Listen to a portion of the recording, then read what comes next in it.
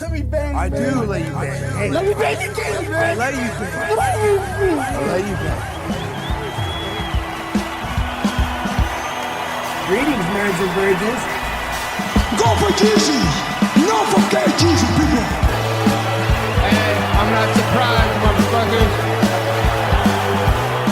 Ladies and gentlemen, it is time once again for your favorite mixed martial arts podcast.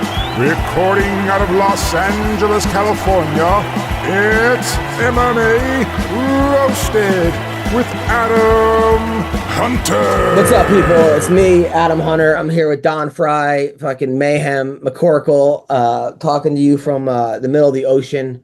Hopefully you guys are doing good, man. I just kind of stressed out. I'm not going to lie. Right before I left for this cruise, I flooded my house with the fucking toilet and left my wife an entire flood in the bathroom. Like, it was like I was trying to catch an Uber, and I'm like, and dude, you know how sometimes you take a dump and you're like, oh, you should just run out of toilet paper, so you give a courtesy flush, and then the courtesy flush became over flooded it. So now I gotta like get up, and I'm still like fucking poop out of my ass, and I gotta ask for a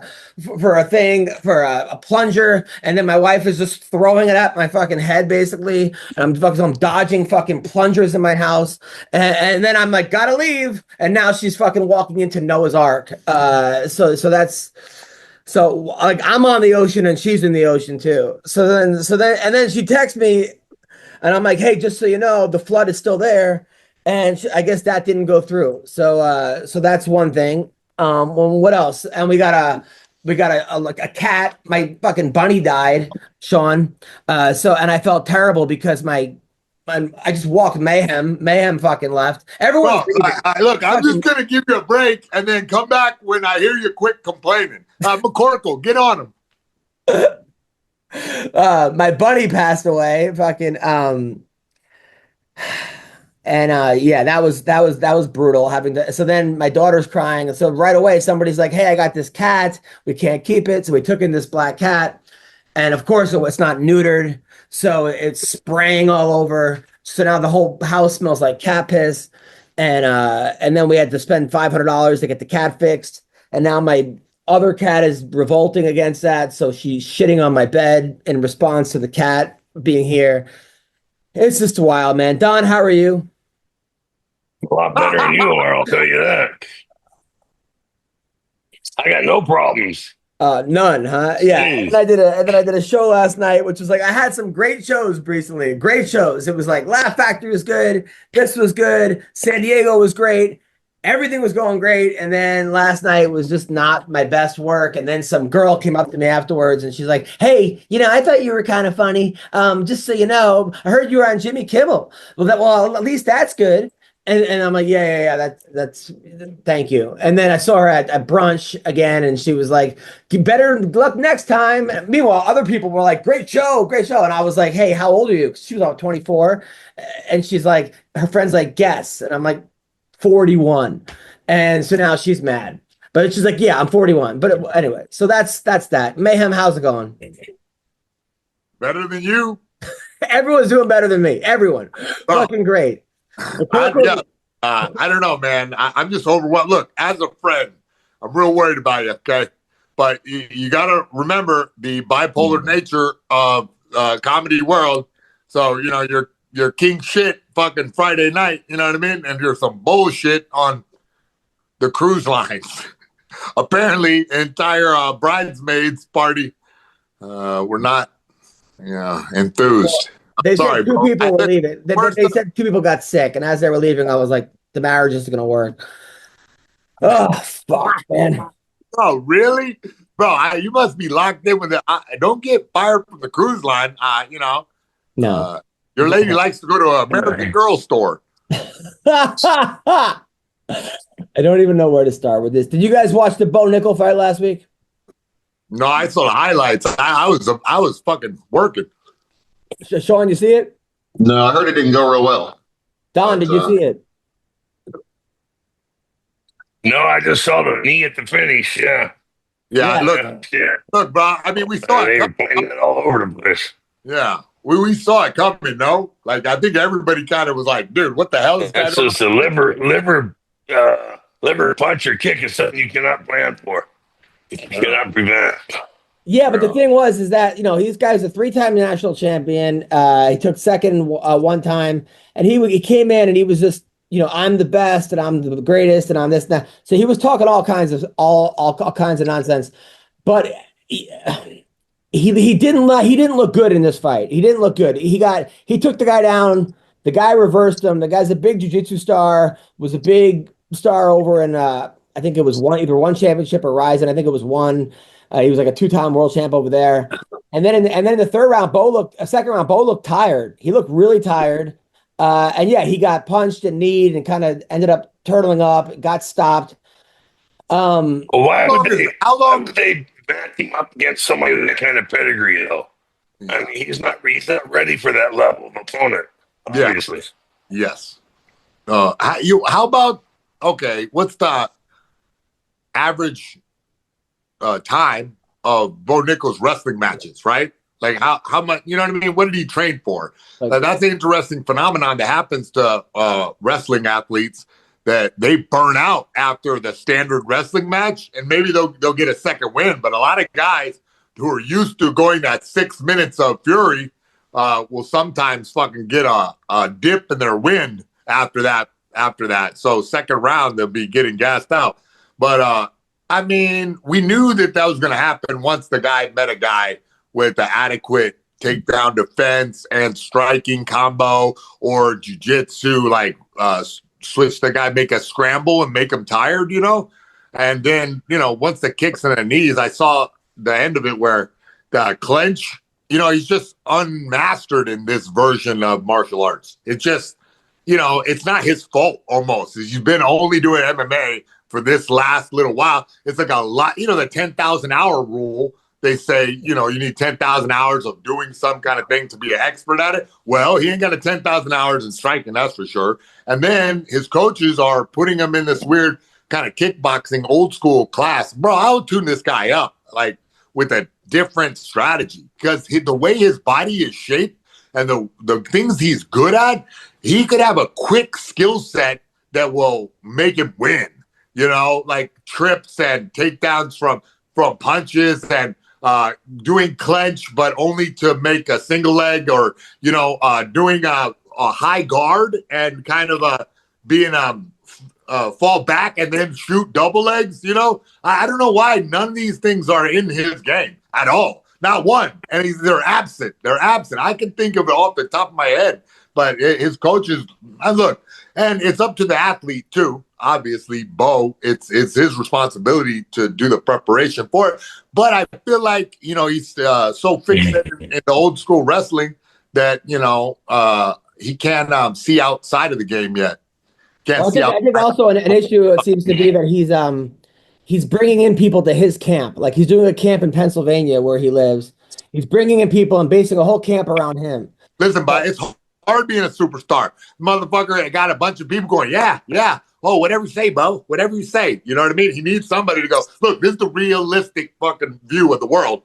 Let's handle it. You know what I mean? Let's look at it for real. This is what you got, bud. You're a sick-ass wrestler, right? Let's get fucking single leg all day. Let's fucking control the space, stand up and not engage with jiu-jitsu. I don't know. It's simple to me, so I'm getting frustrated. But, and look, I don't got to go do the work. I don't got to dance around Big Star's ego out there in Lehigh Valley. For me, I'm just yelling across the internet. But I think that he'll get the message and tune it up, because he's a champion and has that in him. So he can figure out how to be one, but that's the bump on the road. Ron, what do you think? I don't know. I think we get Mayhem to help tune up his stand-up, and maybe we get Don's liver to help him tune up his liver, because Don's liver can withstand anything I've ever seen in the world, from what I know. So the strongest. So this was his. He delivered his first message to haters after his first loss. He says, "Suck my dick." So that's why he sent me that text. So he's according to that's profound. According to MMA Junkie, Nickal said he hasn't watched the fight in full yet because he's got a pretty clear collection of what went down, including returning to his stool after round one, thinking the fight wasn't going his direction. He goes, he goes, I'll watch it back at some point because I'll look at it like a blueprint of what not to do. I think I did everything I could, and he got me. I was like, I did it effort-wise, but the mistakes that I made were just so obvious to me. Fixable, obvious mistakes. I think he's a great guy, great opponent. I just didn't adjust. And then he says, I never wanted to be an undefeated champion. I never said that. You go back and look at the clip of interviews and stuff like that. My goal was never to be undefeated. I was totally aware that losses were very bullshit. Don, why? Bullshit. Everybody wants to be the undefeated champion. You know, I think what the problem is that his fucking coaching staff, manager, what have you, putting in against somebody too tough. You know, they screwed up, and the UFC fucked up because they just lost a $5 million man. You know, on this loss, and they should not have put Nickal against somebody that over so early in his career. Yeah. No, yeah, I agree with you, but I think a lot of the management sometimes are not as informed about like styles and fights and the realities of, you know, what your guy can do. You know, there's like some managers that are business nerds that ain't been in the sport but a few years. It's like a weird time right now. And I don't know. I don't know if they. Yeah, but going against a guy who's a two-time world champion and what have you, you know, look at the guy's pedigree. You know? Yeah. Why now? Like, why now? Right now, when the guy has already. Right. He doesn't know really how to kickbox yet. He doesn't really. We knew. It takes a while to get even a high-level athlete up to speed on that level of martial arts. It's a very different world. And jiu-jitsu, too, you know, it has its own vibe. But, yeah, this Bo Nickal got rushed out there. But everybody was calling for his head, too. Because after he did put on a lukewarm performance that last fight, everybody was like, maybe the matchmakers had the pressure to put him up against a high level guy where, okay, you know, you got to make or break right now. Well, they should, you know, the matchmakers should tell everybody kiss their ass, you know, because they're bringing somebody along. You know, I mean, look how they handled Tyson. You know, Tyson was brought along very slowly, very smartly. You know, they gave him a bunch of ham and eggers, knocked them all out in the first round to where everybody was terrified of this guy. Yeah. You know, just completely terrified of him. Yeah. And there's a reason. I mean, he was a great champion at the time. Yeah. But, you know, you've got to have some intelligence. Yeah. His message to the haters is suck my dick. When I get back on top and I'm the freaking champion of the world, you all come crawling back. Whoa. He said, suck my dick. But then he also said, I'm the freaking champion. He says, when I get back on top and I'm the freaking champion. The freaking? After he just said, suck my dick. No, you're right. Yeah. This guy's fucking. And I will spit. He needs media training. He needs media training. He goes, and I will spit right in your face. That's what he says. I'll spit right in your freaking face. So let's talk about sucking dicks and spitting people's faces and getting Bruce Buffer turned on. I will say that I understand Bo Nickal. I always dreamed of being a champion with 7 losses, and I got halfway there. But then he also says, I wasn't as prepared as I thought. He says, it's been crazy. I think there's a lot of reflection. Initially, after the fight, I was disappointed. I was very frustrated myself. It's unfortunate to kind of experience that because I hate losing, right? But then he goes, with the loss, Nickal said he knew the guy, the Ritter, posed a serious threat to him. He goes, I felt super confident going into the fight. I think in my mind prior to, I did everything that I needed to. But he goes, but it's tough to be able to predict everything or try to assume what's going to happen in the fight. I don't have years and years and years under my belt of reps and feeling different styles. So I look at this fight and some of the things that were kind of my biggest positives in the fight, or kind of his biggest positives, those are the things I wasn't prepared for. I don't regret a different single. Why not? Why not? You should know your opponent's fucking positives and their strengths. So, you know, if you're not prepared for your opponent's strengths, you're fucking up or your coaching staff's fucking up, or both of you are. Was there any fight you weren't prepared for, Don? Yeah, every fight I was stolen for. Yeah. Fuck. But no, but like now when you fought Ken Shamrock, right, who was the world's most dangerous man at the time, how did you prepare for that? Like, how do you get a guy to do what Shamrock's going to do? I trained my ass off, man. I mean, I had to. I mean, Shamrock was a dangerous fighter. You know, shit. And there's no pussy putting around it. If I went in there half-assed, he'd have crippled me. You know, and I'm still limping around from that fight 20 years ago. Yeah. Shit. I mean, you got to work your ass off. You got to get every contingency you can think of, you know, have somebody else thinking more. You know, everybody's got to put their 2 cents worth in and says, they know I'm the champ. I just do what I say, you know. Yeah, no, it's kind of disappointing. I mean, especially you can't surround yourself by yes men. No, you're absolutely right. That's in any life. I mean, that happens all the time. You see it with comics. You see comics surround themselves with people that just laugh at everything they say, and you're like, dude, that's not funny. Or like, what do you? Brendan To be rich enough to get a bunch of yes men, bro. Hey, when I'm fucking rich, all you guys better say yes to me. You had that, Mayhem. You had that, dude. You 100% had that. When we used to hang out. We used to be at that bar, and look, and I fucking love you. We were at a bar one time. I don't the know. one where you punched me in the head before my comedy. Senor Frogs, bro. I fucking hit you in the face like tequila shooters or something, right? I don't know, bro. It was an accident, though. I was hit with the fucking. I was like showing you a combo. You ducked into that one. I didn't know that you were gonna fucking come out with the left hook. We already rehashed this a million times. Okay, and then every time I told a joke and it didn't go well, the fucking bump grew, dude. It was like it's probably you had a little mayhem in your nuggie. I was like the Pinocchio of comedy. Every time you bomb, that fucking thing grows.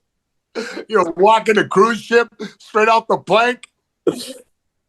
So but the point is that Mayhem, sometimes you would do things that were super obnoxious, and the people would just fucking laugh because they wanted you to like them. Oh, and, what?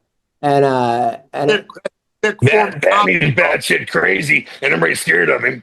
Nervous. You're afraid you're gonna burn the fucking bar down. I mean, don't get me wrong. A lot of the things were very funny. But then other things like were cringe. Cringe. Other things were cringe. I know. I'm a cringe artist myself. No, it's. I mean, whatever. But what do you do? I mean, what do you do? What do you tell the person? Don't laugh. That's not really funny. I mean, what do you do? Shit is hilarious. You can't do that either. Hard. So Jon Jones thinks that he would have beaten DC at heavyweight worse than I beat him at light heavyweight. He was on steroids when he beat him. Are you allowed to even say that? I mean, he tested positive for stuff after those fights. And I was at both those fights, and I was rooting for DC both those fights, and DC was winning the third fight till he got kicked in the face. But peak. He goes peak Bones versus peak DC at heavyweight. I believe I beat Daniel Cormier at heavyweight worse than I beat him at light heavyweight. I feel like my speed has transferred over in a way that his hasn't. I think I beat him up pretty worse at heavyweight. I kick harder. I know he punched harder as a heavyweight, but I kick a lot harder. You'll see why my kicks did to him my second fight. I mean, he did beat him both twice, but I don't know. Thoughts about this, Sean? On Pete Jones, I think he means Picogram Jones. But I'm not in no position to judge on steroids because they're awesome. But yeah, no, Jones would have still dominated with or without steroids, but he wouldn't have been as dominant, I don't think, and maybe not undefeated. I don't know if you know, they were trying to put together a rematch with him and Matt Hamill to avenge that loss, but Hamill said he wasn't trying to hear it. So.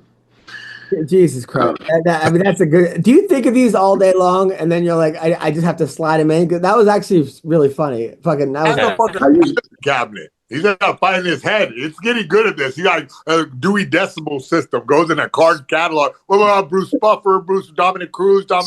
Oh, yeah, here's one. Matt Hamill. It's just Brendan Schaub, Dominic Cruz, and Bruce Buffer. Brendan Schaub. Half the card catalog is Brendan Schaub. It's brilliant though. Water. What do you think, Mayhem? I mean, if you get busted for steroids twice, can you say listen, bro, we're in a new era. We're in the attitude era of MMA where this guy, whatever, you know what I mean? So steroid thing won't keep Jon Jones down. Longer Dana White keeps, you know what I mean? Yeah. Speaking of steroids, Sean, did you watch the world's strongest man, Pujanowski, lose to Eddie Hall over the weekend?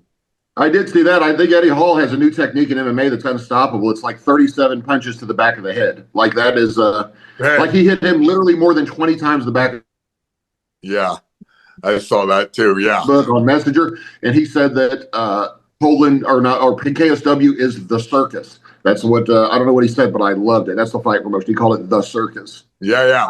Polish, Polish rules. You can hit them in the back of the head. I thought.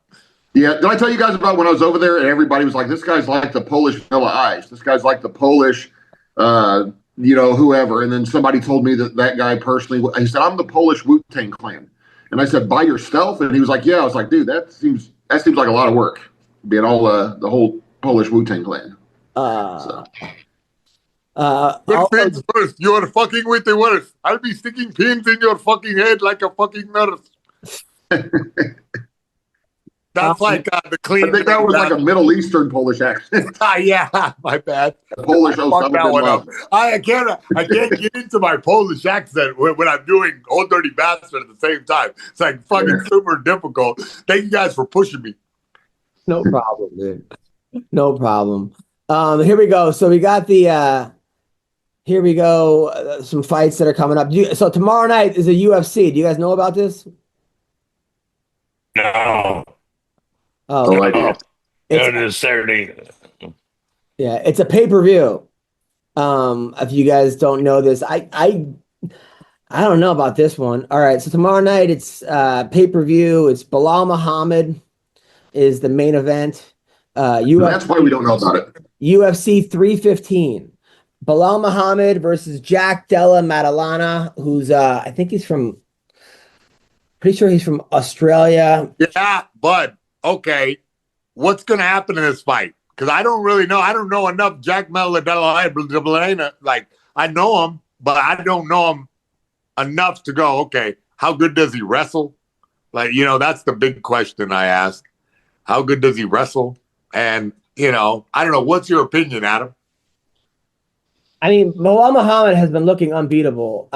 He's been looking really, really good. This other guy's 17-2. He's a good striker. He's currently ranked number 5, 28 years old. He's from Perth, Australia, which is where I went, where they had the Quokkas, which is awesome. He's 17-2. His only losses are he beat Gilbert Burns by knockout his last fight. He beat Kevin Holland, split decision. He beat Randy Brown, Rude Boy, he hasn't lost since 2016. He lost his first 2 fights ever, and then has gone on since then a 17-fight winning streak, which is, that's awesome. So if you coach guys, and you could say, hey, you lost your first 2, but this guy won his next 17. And he's got a lot of power. He's got 12 wins by knockout. He's been knocked out once, which is his first fight. He got knocked out his first fight in Perth against a guy named Austin Bates, who doesn't even have a Wikipedia app.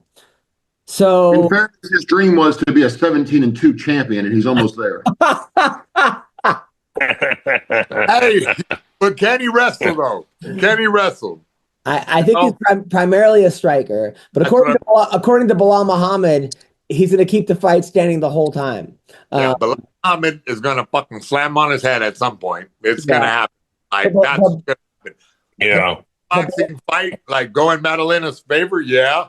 Can Bilal win kickboxing? I think so, kind of. He's a fucking technically proficient athlete. Like he does like his technique, like repetitive and in good condition. Like he continues the same pace the whole fight. That's why like people are pissed like that he's not a finisher necessarily, but like he just keeps the grind, go. And he has good ability and technical as like going body locks to like around to the back, like good Greco style wrestling, good regular wrestling, like he's a champ for a reason. And I remember his name for a reason. He's a stud.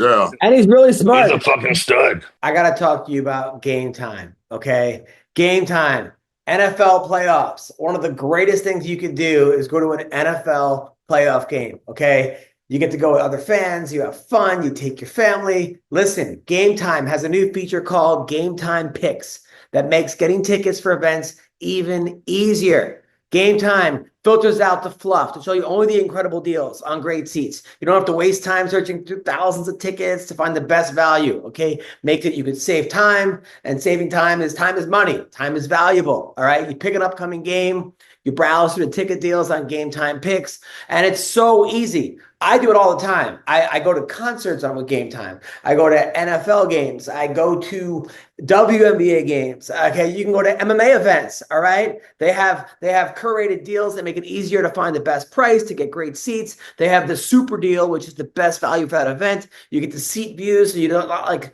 stuck behind a goalpost or you're sitting in the parking lot, whatever it is. They have the lowest price guarantee, and they have event cancellation protection, job loss protection, etc. All right, go to Game Time Picks. All right, they make it easier for sports, concerts, comedy, theater. They have all-in pricing. You get the seat views, you get ticket coverage, and you get the lowest price guarantee, or Game Time will credit you 110% of the difference. What are you waiting for, people? Download the Game Time app, create an account, and use the code CLNS for $20 off your first purchase. That's right. Create an account, redeem your code CLNS for $20 off. All right. Download Game Time today. Last minute tickets, lowest price guaranteed. I'm telling you, it's awesome. You're going to thank me later. Check it out right now. The guy went to law school. His wins are against Leon Edwards. His last one, he beat Gilbert Burns. He beat Sean Brady. That by TKO. That win's looking bigger and better and better. He beat Stephen Thompson. He beat Damon Maya. I mean, he hasn't lost since 2019, which was to Jeff Neal. Before that was in 2016, Vicente Luque. They beat a lot of the same guys. The problem I think with both these guys for this is that they're both solid, good fighters, but they're not draws. Like somebody posted yesterday, the amount of tickets that are up for grabs is a huge amount of tickets right now in Montreal.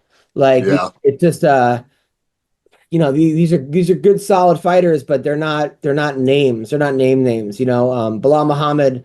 It's weird though. It's like they don't promote Bilal, kind of like I don't know why. Right.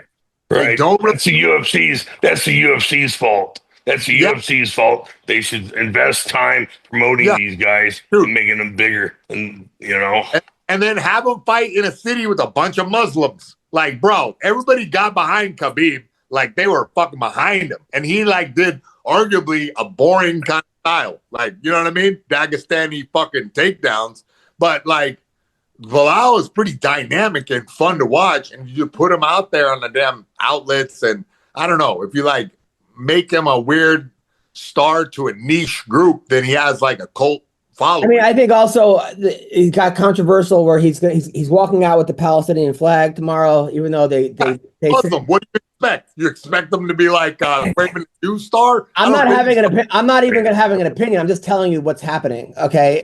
Oh, but what do you mean? What's wrong with that? They said they're not. They said they're banning all flags from where you're coming from. That you're not allowed to, unless you have the Flag Day. He fucked up Flag Day. That son of a bitch. Deport his ass. The UFC, in their defense, while not promoting him, they probably just assume, like most Muslims, he'd eventually blow up on his own. So, hey, I hit him with a two-way pager. Oh my God. All right, so Bilal versus Jack Della Maddalena. It's a good fight. It's a solid fight. Is it a fight that's going to sell tickets? I don't think so, but who knows? I mean, I'd like to see the Hebrew, or what's the fighting Hebrew guy's name? I'd like to see them fight in the main event. That would have been a draw. Bilal versus Nate versus what fucking the Jewish. It's like the house taking bear Jew or something like that. I can't remember what his name is. Yeah. What is that guy's name? Yeah. No. The land grabbing. The land grab. Fuck Wolverine. off. Land grab. See, that's we're not even making the land grabbing. Okay, yeah, the landlord. You can even say the landlord. The landlord would have been fine. The land grabbing, fuck off. It's Israel. The Jews needed a place to fucking be. Everyone just seems to forget about the fucking Holocaust that happened with 6 million fucking Jews. Jews needed a place. The UN fucking building. Kanye's new song came out today. How long y'all cashing that check? Come on, They man. gave Palestine how long? Oh yeah, it's called Never Forget, motherfucker. We're never forgetting for a reason. All right? Hey, your grandpa was in 9/11. There needs to be have a fucking two-state solution where they can live peacefully and coexist. And they've offered them all kinds of fucking deals, and they're like, no, we're not. And instead, It'll never happen. They use their fucking money to build fucking pipes and all this other fucking ammo. And it's just anyway, whatever. Thank you. Thank you, Sean. Hey, did you see Kanye West's new song that came out today, though? Yeah, it's a good one, brother. You're such a troll. Dude, seriously, you're the fucking big. You're a 6'7" troll. Okay, like you. That's the ogre. That's the ogre. You hit your head on the. That's not very flattering. All right, Shevchenko. He got gassed up, bro. He got gassed up by the gassed fire up. More right fucking Holocaust. The gas chambers. Thank you. I appreciate that. Fucking gassed up. Everything's a fucking insensitive. Everything's an anti-Semitic pun. All right, so here we go. Let's. It's like somebody's throwing you on a fucking train. Jeez. Oh, a train. This whole conversation is giving me the Hebrew jeebies. Oh, Jesus. I thought you were on our team, Don. I got nothing, guys. I got nothing. I had to, man. There's a union. You know, they punish me. Yeah, that's what the Polish guard find me. Yeah, all right, so Shevchenko versus That's right. It's my job. I had no choice. We salute you. Oh, Jesus Christ. Man. What are we talking about? I did not see Jesus Christ. What'd you say? Jesus Christ. Are we killing? I said Jews for Jesus. Yes. Valentina Shevchenko is taking on Manon Farhat in the co-main event.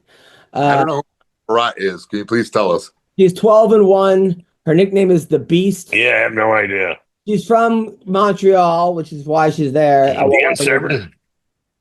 She beat Erin Blanchfeld. She beat Rose Namajunas. Beat Jennifer Maya. Beat Taba Pretty. She beat Baby. I know. Okay, I know her. The Rose fight. Yeah. Okay. She hasn't lost since 2018. Yeah. So and then I mean she's won. It's crazy because she's won 12 in a row. The other guy won 17 in a row. She's won 12 in a row. They call her the Beast, but she's fighting. Is strawweight? What was it? 125 is She's fighting. No, they're fighting at 125. She's fighting Shevchenko, who's coming off a win against Alexa Grasso. She drew against Grasso. She lost against Grasso. She's badass. Hey, she went to a seminar I did in fucking Poland or Russia or somewhere. She's there, and I remember seeing how I was like, damn, this lady's real talented. And it was like crazy to watch her ascent. Yeah, I don't think I ever told you that. They were over there training with us. It was fun. And she's like a very clever lady, but I don't know how much damage she's taken in her career because it's been extensive now. Yeah, especially with like all the kickboxing as well. Girl, the hometown girl, you know what I mean? And so if it's decision wise, there's a little lean that way, right? So I don't know. Yeah, maybe this is Shevchenko's night to. I don't know. I don't think so. She's so fucking talented and still strong. I remember recent fights. She's still strong. You know, is she coming off a win too? Yeah, a win against the girl that beat her. I mean, it was against Alexa Grasso who beat her. That's right. She's got momentum right now. So I don't know if the hometown girl could stop her. That would be interesting now that I think about it. And then Jose Aldo is fighting against Ayman Zahabi, which I guess is Faraz's son. Really? 12-2. Yeah, Faraz, he trains at TriStar. Ayman Zahabi is 12-2. He's won 1, 2, 3, 4, 5 in a row. But he's not. I think Aldo's going to win this fight. I mean, he beat Pedro Munoz. He beat other guys. He got knockouts on his stuff, or is he more takedown and ground and pound guy, or what? 6 TKOs, 2 submissions, 4 decisions, one knockout. Yeah, so this is like a ground you out kind of guy. Maybe Jose can dance around, and get him off and counter wrestle. Jose's got or Jose, I should say, has all the skills. I wonder who the crowd's going to be behind, because one guy's from Canada, but the other guy. I love Jose Aldo. The whole world loves him. You know what I mean? They'll show respect just for him being there in their city. But absolutely, man. He's a fucking, he's a great name, great fighter. Yeah. So he's giving his dues, but look, it's win-win for them, because then if the hometown boy conquers Jose, he's legitimate, and got a good name now. So, But yeah, I think Jose, I don't know. I don't know this guy that well. I just know his record, and I know his pedigree, but yeah, let's see what Jose does, man. You never want to bet against him. And then Ion Kudalaba, who goes by the Hulk, dresses up in all green when he weighs in. He's on the card against Modestas Bakulauskas. Yeah. Yeah. Now you're getting into you can't even pronounce the guy's names portion of the card. I don't know. I couldn't pronounce it. I don't know that guy. Regardless. Did you guys watch I can't stand Kutalaba, man. Why? I mean, I don't know. I mean, he's all right, I guess. I just don't like him when he's angry. Oh, really? Because he's the Hulk. Today. All right, never mind. Oh, got it. The Hulk joke, you son of a bitch. I thought we were. Adam. I thought we were working in a fucking Israel joke here somehow. Dude, Adam just retired from comedy last night. You didn't hear? Bridesmaids walked out. He's fucking done. He quit comedy all the way. I did it. And then He's going to start back after this show. Brad Katona is on the card. He quit comedy, or comedy quit him? Comedy walked. Brendan Schaub was going to quit comedy, and then he realized he never started. No, you should just start a T-ball team. And then Brad Katona, Superman, is on this card. He's got a teabag team. Come on, hey, Sean, you didn't even laugh at my joke, dog. I trying to jump in on your fucking weird shop jokes. I trying to get the lore in my head. Oh, God, I just got it. Yeah. Okay, yeah, that's my bad. What's the T-ball? Explain this. Yeah, no, Brad Schaub is a baseball dad. You didn't hear about this? No. Bless his heart. Yeah, that's why he quit comedy. It's not because he can't sell tickets, because he's got to watch his son play baseball. We don't care about it, bro. Who cares? Let him live his fucking dream, guys. You guys keep hating on this guy all the time. You can't bring it up and say a T-ball joke and then have us comment and then go. I'm saying it's not a joke, dog. You should start a little league baseball team for your daughter. My daughter hates fucking all kinds of bad. She's gonna get out there and train. And if you can't strike out this fat kid, you're out of here. She does. I put her in soccer. She ran into the goal and said, "I live here," and then she just doesn't like. She doesn't like sports. She likes dancing, and then she likes. And the Arab goalie sadly left with his head down. So, all right, this guy Brad Katona. She ran to the goal since she lives here and took his spot. Okay, never mind. Right, another Israel. All right, so Brad Katona is on the card. Brad Katona, he goes by. Thanks, Don. He goes by Superman. He won the Ultimate Fighter twice. He won the Ultimate Fighter, got kicked off, came back, and won the Ultimate Fighter again. He got cut from the UFC, came back. He won it twice. He's only 33 years old, but he lost his last 2 out of 3. So this guy Brad Katona. Okay. Yeah, we got Superman and Hulk on the same card. Yeah. So this is do or die for this guy, huh? Well, Three fights and you're gone. Yeah. He was on the Ultimate Fighter twice, and then he won it twice. So he'll go out there, he'll fight a boring fight, so he won't, he'll fight not to lose instead of fighting to win, Pretty much. Also, this next week, the new Ultimate Fighter starts with Chael Sonnen and Daniel Cormier as coaches. You guys, it's always weird when the guys don't fight each other at the end of the season. It's like, or aren't active fighters. I don't think that's maybe the first time that's ever happened.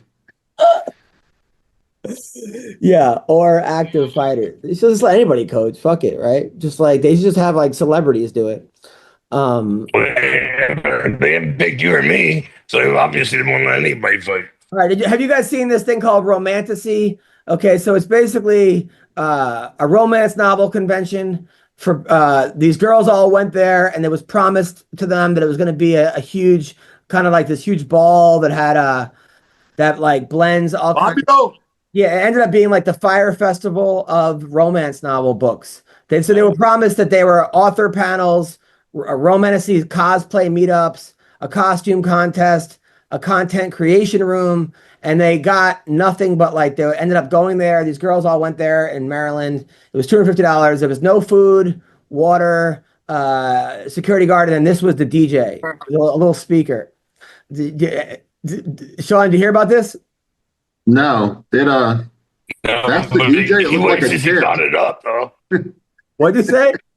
Is that, it's a chair with a speaker. I was trying to figure out the chair. Yeah. I mean, and then this was the actual thing. It was like there was no one there, about 30 people there. All these girls were super excited about going there because they all like romance novels. And it only sold 30 tickets. And people were very, very upset about this. A lot of the girls. So it only sold 30 tickets, so they couldn't pay anybody. You know what I mean? So here it is. So this was that. Here's the video. They were all promised this like, oh, that's the Post. Man, this fucking New York Post shit.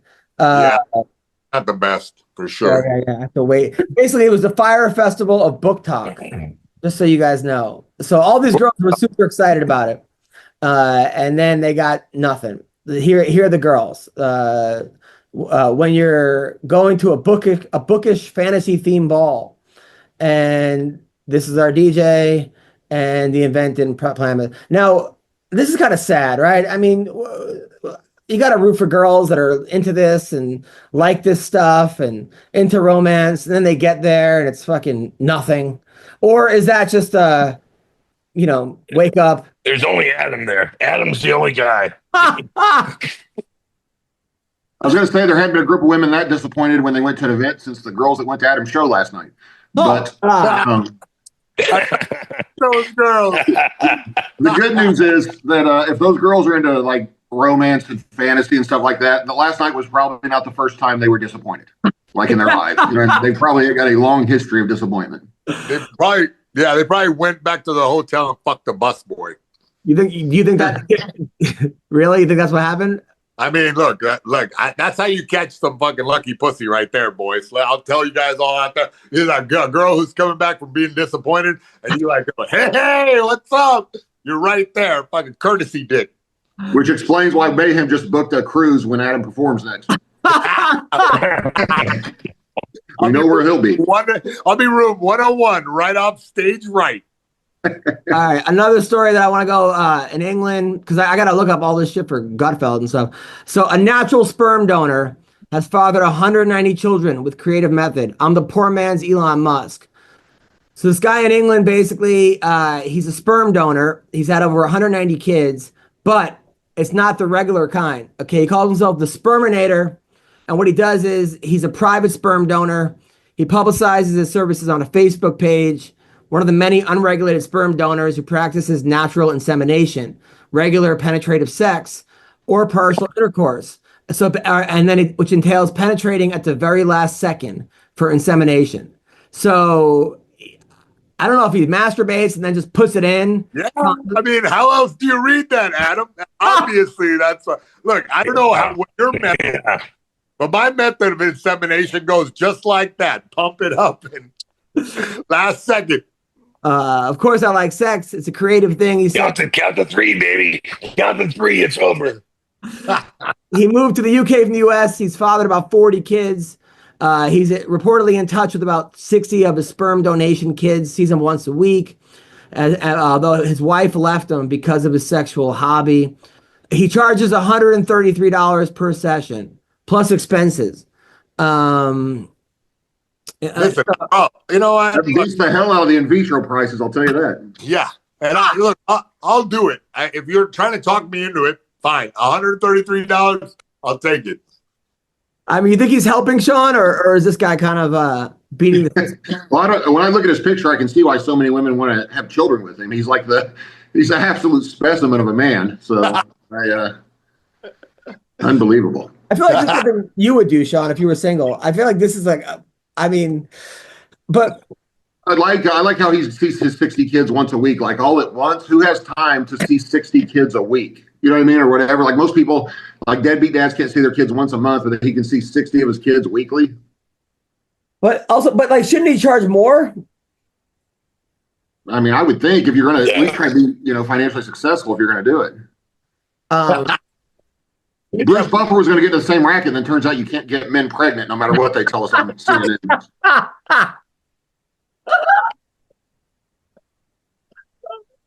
We're scaling up, bro. Doing 6 a day. That's what I would do. 133 times 6 a day, 7 days a week. I would be completely dehydrated, but I'd be paid.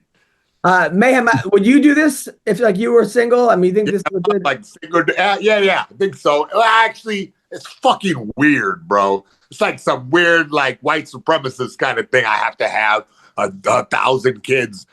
Dude, that's some strange mentality, insecurity. I don't know why what's in his mind to tell it. It's fun on paper. That white supremacist. Don was like, I don't think having a bunch of kids you don't take care of is a white thing.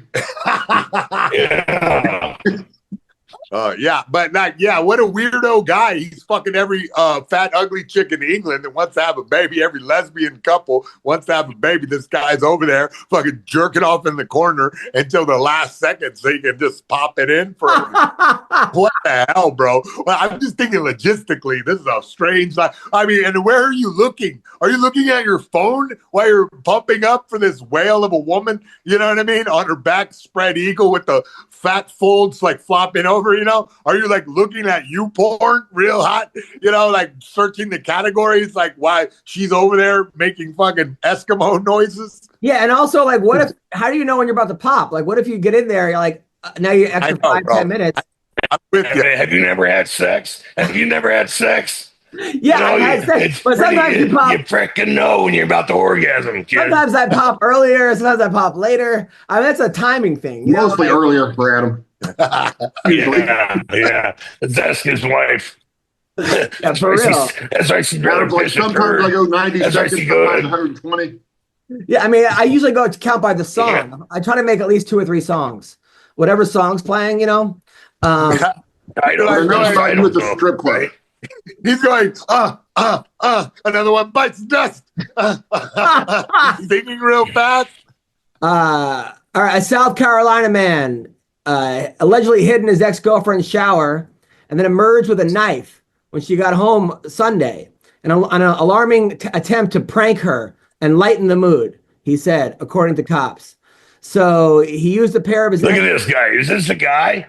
Is this the fucking freak right here? Yeah. Jeez. Norman Bates. I see him. He looks like he looks like a knife murderer. He looks like a fucking knife murderer. So he uses a pair of his ex's bike shorts and a hat to cover most of his face, but was naked from the waist down as he gave his former girlfriend a paralyzing scare around midnight. The victim accused him of holding a knife to the side of her head, and then when she pushed him away, he pretended he was slicing her throat, though the knife didn't touch the skin, according to a police report. He then choked her before the victim yanked off the shorts of the suspect's face and discovered the man attacking her was an on-again, off-again boyfriend. The victim told the police she feared for her life, but the lousy jokester claimed to authorities he only snuck up on her home to surprise her and lighten the mood after he got... I'm guessing they're off again right now, but I'm not sure. You'd be surprised, bro. She'd be waiting at the jailhouse for his ass. Oh, my. I mean, what's up with these pranks? Like when I was a kid, it was like a whoopee cushion or something, or like it was like, ha, gotcha. It wasn't like, I'm going to sneak into your house, go to the shower, put a knife to your head. Slice your throat. Yeah. He was just showing her that, like, hey, this is what your Dateline's in store for you. And so you don't think this was just a lighthearted prank that went wrong? I don't know. Maybe it could be, but I mean, look, pretty bad. That's the prank of a drunken maniac. I think this guy. They're not fucking telling the whole story. Yeah, it really. When you're all fucking psycho like that, it's pretty funny. Everything's funny, but dude, she was scared as shit. Yeah, and then guess what? You're gonna go that's what the guard. Hey, that's what the guards at Auschwitz claimed. You know, just a prank. That's just a prank, bro. Just a prank. John, have you ever done a prank like that? No. I just like do pranks, like borrow money from people and then not pay them back. Like that was a good prank I used to pull. Mayhem. Mayhem, what was the worst prank that went wrong for you? Fuck, I don't know. I can't remember pranks. Pranks is like not my wheelhouse. Fuck, I don't know. Like pranks I don't know. I'm always bad at this. Like, oh, let's make a prank. But I used to prank when paternity bids went out in school. Like the first day, I would call up whoever got a bid, you know, and I'd be like, hey, I need this is whatever, brother, or whatever. I need you and your whole pledge class in your underwear outside, you know, singing whatever, you know, My Fair, whatever it was. And then we would watch them singing in their underwear until they realized that I wasn't really in the fraternity, and we just got them. I mean, those were kind of funny pranks, you know, this whole scaring people with a knife, a sword. And those people you did that to would prank you by going on a school shooting 3 days later. Why does it have to end in a school shooting? I don't know. But it normally does end it. The bullying not normally stops there. So. He's out of Auschwitz jokes. Jason, what do you got coming up?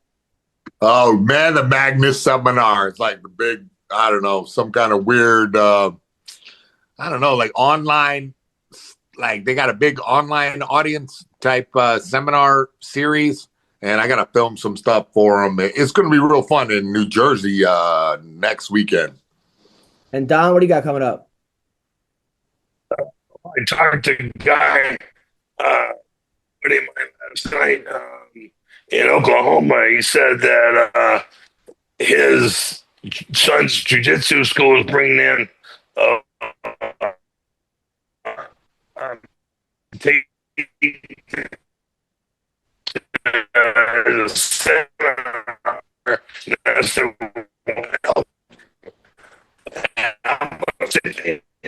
seminars is in order to, you know, so I'm hoping to get us to over in Oklahoma.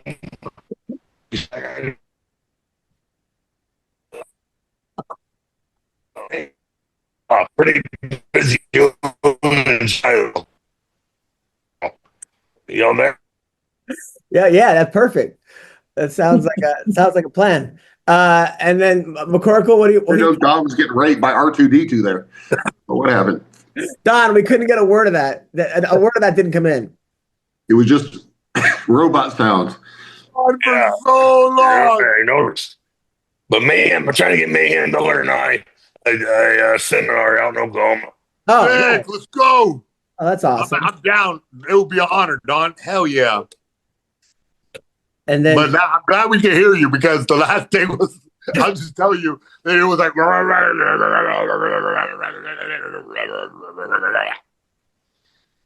Sean, what do you got? I'm probably getting kicked out of a resort down here. I'm in Cancun right now. Yeah. And, they, in 3 hours since I checked in yesterday, we entered my room. They knocked and walked in my room 3 times in 3 hours, like with the do not disturb sign on. So I went to the manager and told him if it happens again, I'm going to come punch him in the face, not who opens the door, just him. Like literally told him that in front of all of the people standing there. And then I took a bunch of do not disturb signs off other people's doors and used toothpaste to glue them onto my door. Mayhem knows that trick, using toothpaste as glue, so they do in jail. But and then I put a bunch of signs on my door in Spanish, telling them if you open my fucking door, I'm going to kick your ass. And so I actually translated it and wrote it out and pasted it all over my door. And they didn't appreciate it, the threats of violence. So sounds like a very romantic vacation. Yeah, Robin's thrilled with the whole situation because, they walked in on her coming out of the shower. They knocked twice and just opened the door. She's standing there coming out of the shower or whatever. So, and then I look on the reviews. They got 10,000 good reviews, but they're all like, great place, good vacation. And then the negative ones are all like, these motherfuckers will walk in your room at 7 o'clock at night, like knock once and just open the door. And everybody's like, I was missing almost all my clothes when I left there. They stole everything. So apparently you can pay $1,000 a night and get all your shit stolen down here. So, damn, sounds like a vacation. Yeah, dude, it fucking sucks. I'll be at the Speakeasy in Wrightwood, California, May 17th. I'll be at TK's Comedy Club in 1933. Dallas Go ahead, Comedy Club. I'll be at the Funny Bone in St. Louis, May 29th to the 31st. Naples, Florida, June 6th to the 8th. And then I don't even know where the fuck I am. I'm in Westwood, California. I'm at the House of Comedy in PC in June, and then I'm in Vegas, and so a lot of stuff coming up. Anyway, you guys are great. I was in a terrible mood, really kind of a bad place, and you guys made me feel better. So thank you guys, appreciate it. See you, bro. Have a good one. Don't jump off the boat.